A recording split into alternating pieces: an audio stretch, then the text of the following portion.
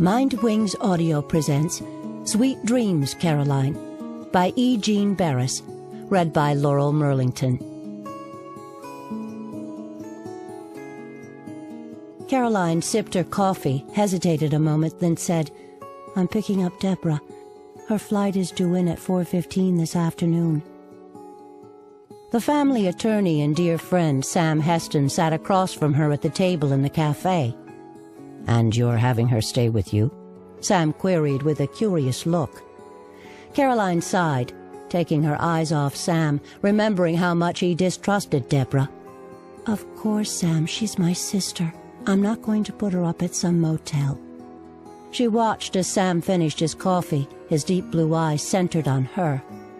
She could still feel her fingers combing through his dark hair, feel his strong body pressing against hers.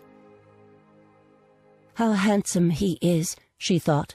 Past feelings for him always erupted when she saw him, but she hid them well. She had to. She was a married woman now. Still, she found herself often making comparisons.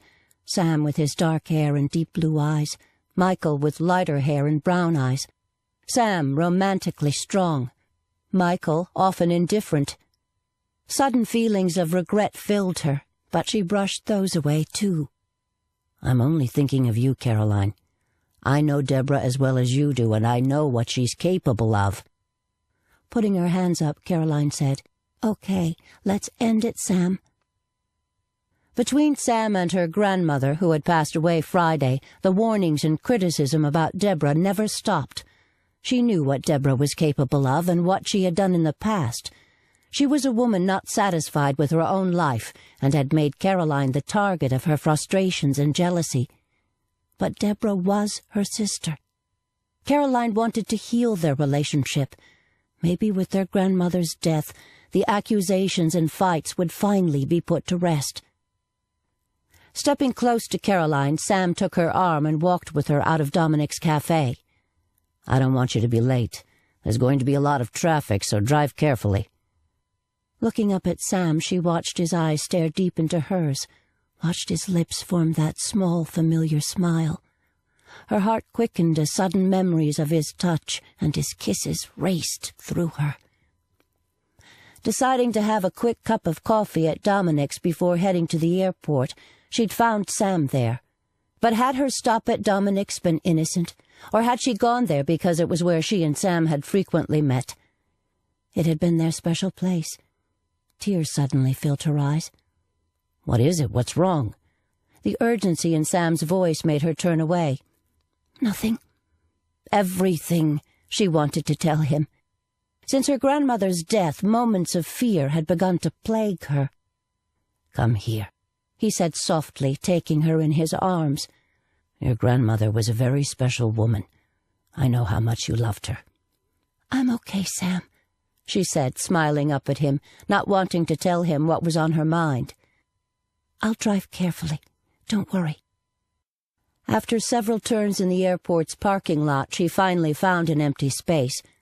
Locking the car door, she hurried into the terminal. It was a cold, bleak day. Heavy gray clouds hung low, threatening more rain. The wind snapped briskly, and she pulled the collar of her coat around her neck. The terminal was crowded and noisy. Focusing on American Airlines information board, she found Flight 5121 arriving on time. The reality of dealing with Debra on the eve of their grandmother's funeral made her suddenly tremble. She wished Michael was with her. She waited with other people behind the cordoned-off area, and in less than 20 minutes she saw Debra heading toward her.